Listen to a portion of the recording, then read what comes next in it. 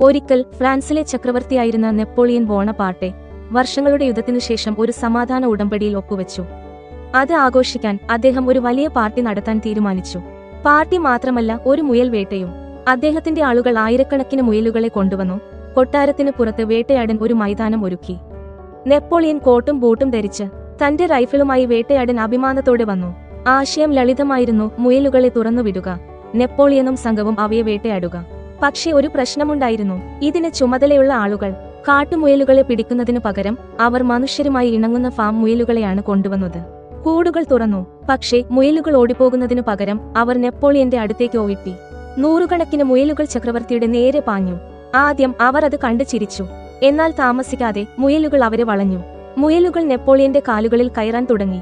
Napoleon അവരെ ആട്ടിയോടിക്കാൻ ശ്രമിച്ചു. പക്ഷേ മുയലുകൾ വന്നുകൊണ്ടേയിരുന്നു. പട്ടാളക്കാരും ആളുകളും നിലവിളിച്ചുകൊണ്ട് ഓടിപ്പോയി. നിർത്താതെയുള്ള മുയലുകളുടെ ഒരു തിരമാലയെ പിന്തുടർന്ന നെപ്പോളിയൻ തന്റെ രഥത്തിലേക്ക് ഓടിക്കയറി. അങ്ങനെ മുയലുകളുടെ ആക്രമണത്തിൽ നിന്ന് അക്ഷരാർത്ഥത്തിൽ അദ്ദേഹത്തിന് പിൻവാങ്ങേണ്ടി വന്നു.